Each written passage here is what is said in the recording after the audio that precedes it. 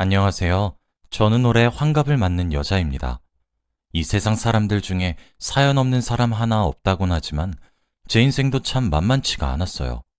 고생 끝에 낙이 온다고 하더니 지금은 다른 사람들에게 부러울 것 없이 아주 만족스러운 생활을 하고 있어요. 그렇게 지내다 보니 제가 살아온 인생들을 한번 훑어보게 되었는데 그 이야기를 하고 싶어서 이렇게 사연을 보내게 되었습니다. 저는 두 번의 결혼을 했어요.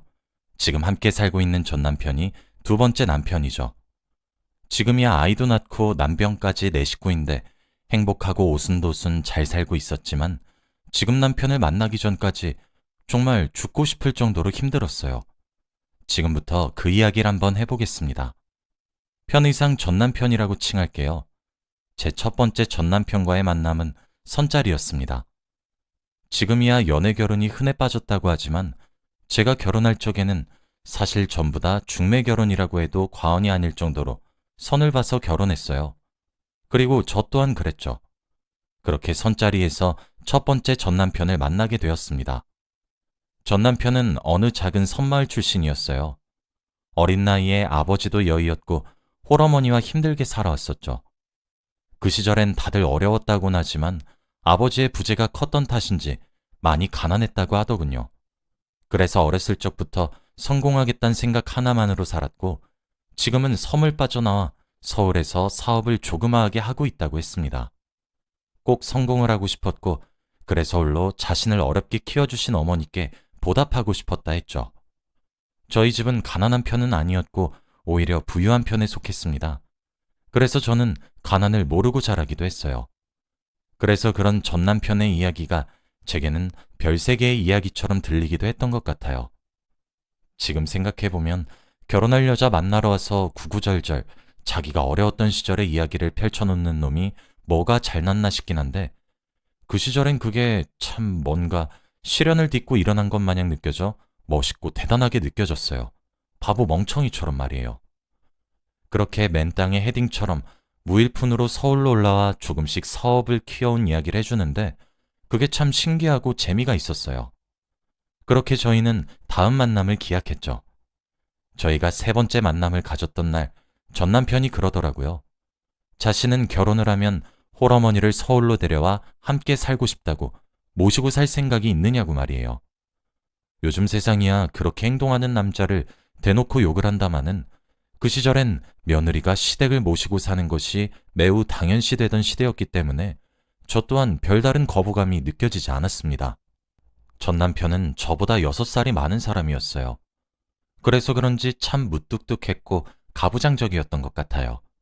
그리고 그 모습은 결혼 이후에 더 극단적으로 나타났죠.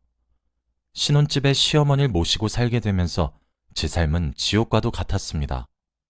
전 남편은 저와 결혼을 얘기했던 시절부터 계속 사업을 확장하고 있었기 때문에 늘 바빴어요. 저더러 어머니를 잘 챙겨달라고만 하더군요. 자신은 사업을 자리 잡게 한다고 바쁘다는 핑계로 이제 모시고 살 수 있게 되었다고 하면서 제게 미안하다며 부탁한다고 했죠. 저도 시어머니께 딸처럼 도리를 다해야겠다고 생각을 했고 그렇게 지내려고 했습니다. 하지만 제가 기대했던 생활과는 정반대의 상황만 펼쳐졌어요. 시어머니는 만만치 않은 사람이었습니다. 무엇이 그리 마음에 들지 않으셨는지 저를 정말 탐탐치 않게 여기셨죠. 어린 나이에 시집와서 홀 시어머니를 모시고 사는 며느리에게 따뜻하게 대해주실 법도 한데 저를 참 갖은 방법으로 못 살게 굴었어요. 전 남편에게 몇 번이나 말을 에둘러서 표현해봤어요. 하지만 전 남편은 제게 그러더군요.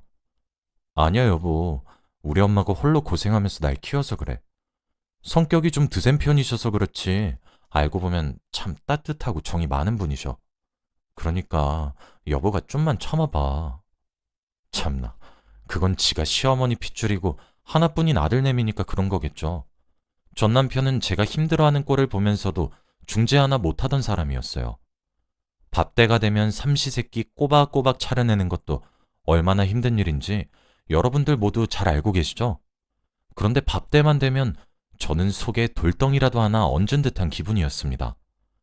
밥이 좀 질게 되면 질게 되었다고 난리, 꼬들꼬들하게 되면 꼬들꼬들하다 난리, 이건 짜고 저건 싱겁고 요건 간이 덜 배었고 등등.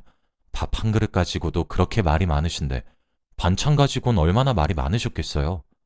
아주 밥상머리에 올라오는 음식마다 젓가락으로 가리키며 친정에서 대체 뭘 배운 거냐는 둥, 제대로 할 줄 아는 것이 없다는 둥, 하나 있는 시어머니 무시하는 거냐는 둥, 진짜 세상에서 말 같지도 않은 말을 어쩜 그리 많이 알고 계셨던 것인지 청산 유수처럼 좔좔좔 쏟아내며 저를 타박하시는데 미칠 것만 같았어요. 정말 단 하루라도 그냥 넘어가시는 법이 없으셨습니다. 그럴 때마다 전 남편은 뭐 했냐고요? 그 양반이 뭘 했겠어요. 멀뚱멀뚱 바라만 보다가 에이 엄마가 좀 참으셔요. 아직 어려서 그렇잖아요. 하며 지엄마 달래기 바빴죠. 제 딴에는 알뜰살뜰 잘해보려고 노력했는데 그렇게 눈에 차시진 않으셨나 봅니다. 시어머니 타박에 제가 눈물을 흘리며 설거지를 하거나 주방에 쪼그려 앉아 훌쩍이고 있으면 전 남편이 와서 제게 말을 했어요. 당신이 조금만 더 참고 살아. 우리 어머니 사셔봤자 얼마나 더 사시겠어? 당신이 조금만 더 고생해줘. 응? 전 남편은 매일 저에게 희생하기만을 강요했고 조금만 참고 살아달라고만 했어요. 전 남편이 중간 역할이라도 잘했다면 제가 그렇게 행동하진 않았을 것 같기도 합니다. 그렇게 가슴에 멍울이 지지 않는 날이 1년에 5손가락에 꼽을 정도인 상태로 몇 년이나 결혼 생활을 유지했어요. 그런데 그 즈음부터는 제게 아이를 가지고 타박하시기 시작하시더군요. 그리고 그 정도조차 더욱 심해졌어요. 그때 시어머니가 제게 어떻게 말씀하셨는지 아세요? 내가 전생에 무슨 죄를 지어서 하자가 있는 며느리를 들였는지 원. 에이, 너 정말 문제가 있는 거 아니니? 어쩐다고 아직 애가 안 들어서니? 이건 필시 네 몸뚱아리 문제야. 아니 너는 볼 거라고 몸뚱아리뿐인데 어쩌자고 남들 다 아는 임신조차 제대로 하지 못하는 거니? 내가 며느리를 잘못 들여도 한참을 잘못 들였어. 어휴, 내 죄지, 내 죄야. 본인 가슴을 탕탕 두드리며 한탄을 하듯 그런 말을 매일매일 수십 번씩 제게 하시는데 거기서 안 미칠 며느리가 몇이나 되겠어요. 당연히 저도 미쳤고 화가 났습니다. 그때도 저도 시어머니께 악다군일 썼던 것 같아요. 저로서는 어쩔 수 없었죠. 하나 있는 전 남편이라고는 아내 편을 들면 자기 엄마가 노하실 것 같고 그렇다고 엄마 편을 들자니 내가 서운해하고 그래도 어쩌겠어요. 달래는 쪽이 쉬운 사람은 제 쪽이니 전 남편은 제 편을 들어주지 않았죠. 그렇게 집에서 점점 외로워져 갔고 혼자 버티기 시작했습니다. 그런데 하루는 제가 정말 숨이 막혀 죽을 것 같더군요. 그 나이대 노인들이 다 그렇듯 시어머니도 전 남편에게는 문제가 하나도 없다고 생각하는 꼬라지도 너무 짜증이 났고 내가 대체 뭘 그렇게 잘못했고 눈에 안 차고 마음에 안 들길래 날 못 잡아먹어서 안달인지도 모르겠고 그렇게 싫은 거였으면 왜 결혼을 시켰는지 하나부터 열까지 너무 사람이 서러워서 못 살겠더군요. 명절에 친정에 들리게 해주기라나 말 한마디를 따뜻하게 해주기라나 정말 너무하다 싶었어요. 이러다 내가 먼저 죽겠다는 생각이 들게 되었던 순간 저는 저도 모르게 짐을 싸고 있었습니다. 그때 시어머니가 노인정의 친정분들과 수다를 떨러 나가셨었거든요. 그때가 아니면 기회가 없다 싶더라고요. 가방에 뭘 넣는지도 모를 정도로 막 쑤셔 넣고 무작정 짐을 싸들고 친정으로 갔어요. 편지 한 장만 남겨둔 채로요. 아니나 다를까 그날 밤 저희 친정에 전 남편이 찾아왔더군요. 저희 부모님이 아주 노발대발하셨죠. 저도 늙음하게 무척 귀하게 얻으셨던 부모님이셨거든요. 사실 그간에 있었던 모든 일들을 친정에 말하지 못했습니다. 남부럽지 않게 이것저것 바리바리 싸서 결혼시켰는데 결혼 생활이 힘들다고 울거나 한탄하는 것이 그때는 불효하는 것처럼 느껴져서 혼자 몇 년이나 삭히면서 지냈거든요.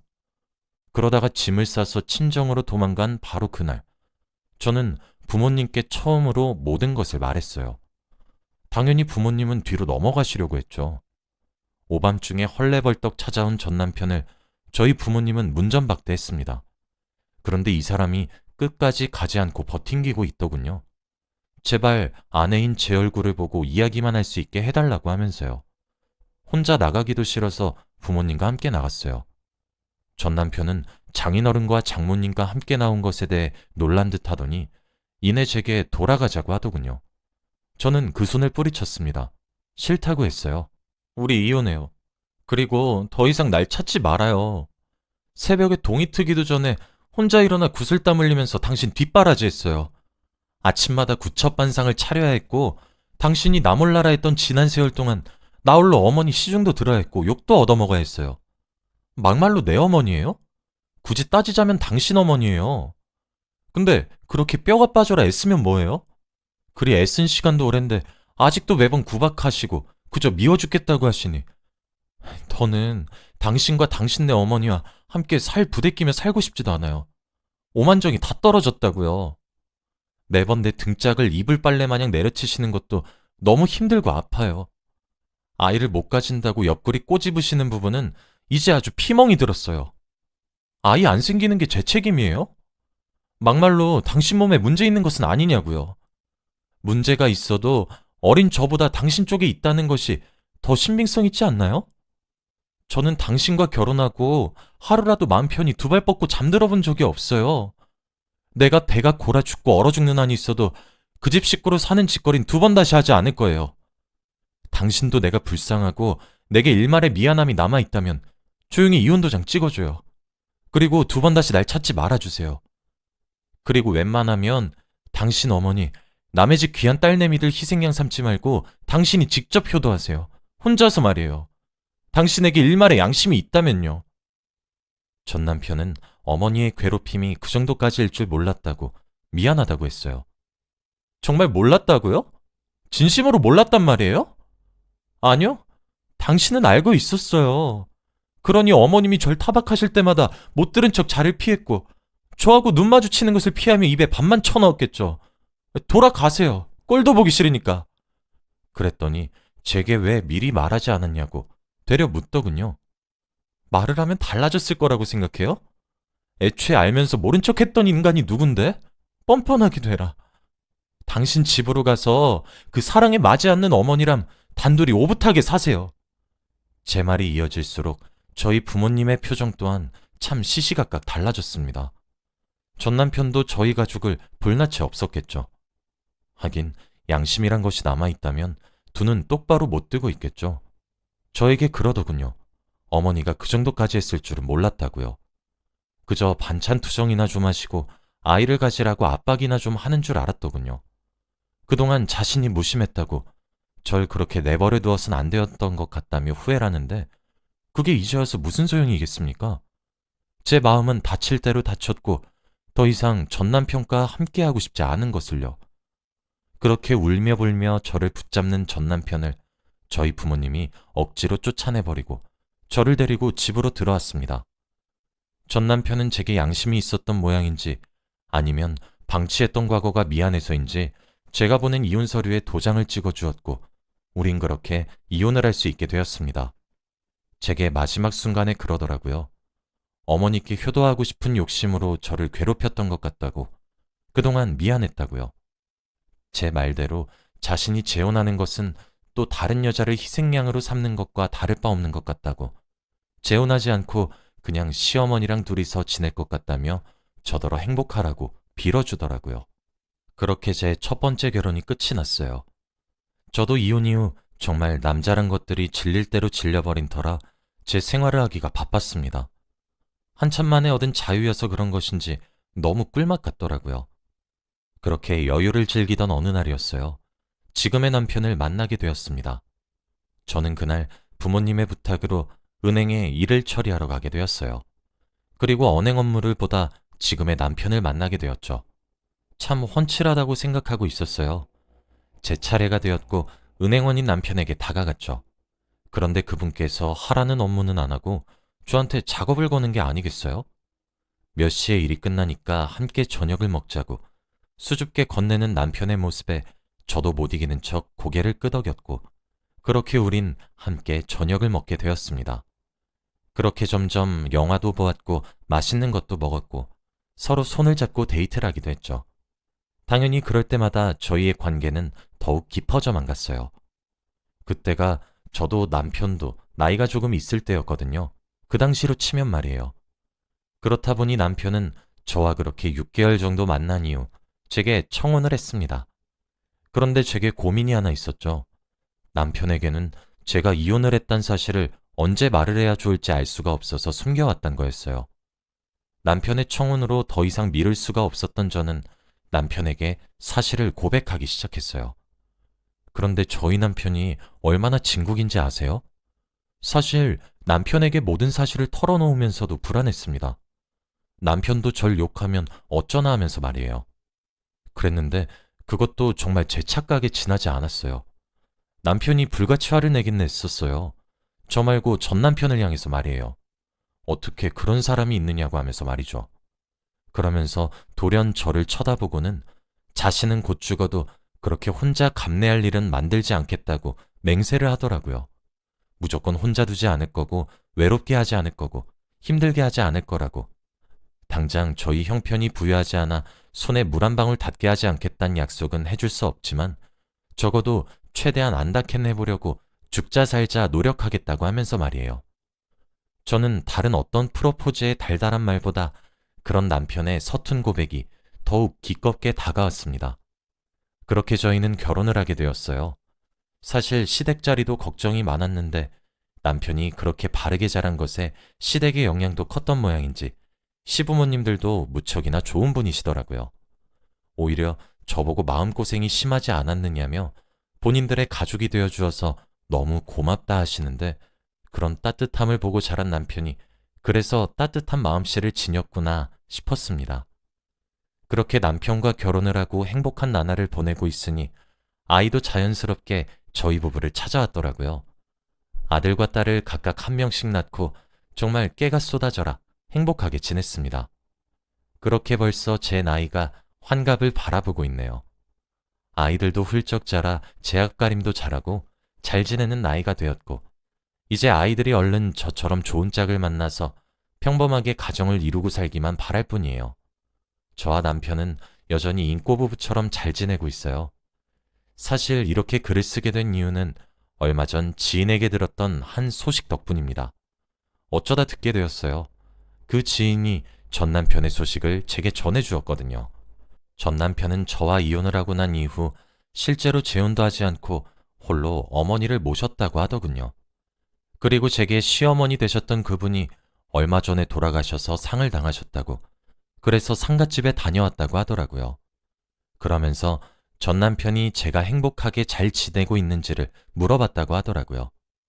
참, 그 이야기를 듣는데 올해도 살다 가셨다 싶으면서도 전 남편이 참 애잔하게 느껴졌어요. 아무래도 그런 이야기를 전해 들어서 그런지 저도 옛날 생각을 물씬하게 되더라고요. 그래서 전 남편과의 결혼 생활도 생각이 나고 그런 여러 생각들이 많이 나게 된 것 같았습니다. 그래도 이런 이야기를 어디다 할 수가 없어 이렇게 사연을 보내게 되었어요.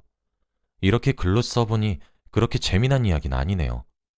어찌되었든 저는 제 인생을 살아오면서 겪은 교훈이 있다면 정말 배우자끼리는 소통을 하고 대화를 많이 해야 한다는 것이었어요. 자신이 해야 할 일을 미루는 것보단 말이에요. 제 이야기를 듣고 다른 사람들도 많은 공감을 하시겠죠? 저도 가끔 생각해요. 만약 전 남편의 태도가 달랐다면 제 인생이 바뀌었을 수도 있다고 말이에요. 여기까지가 제 이야기입니다. 아무튼 긴 이야기 들어주셔서 너무 감사하고 여러분들 가정은 평안하시길 바랍니다.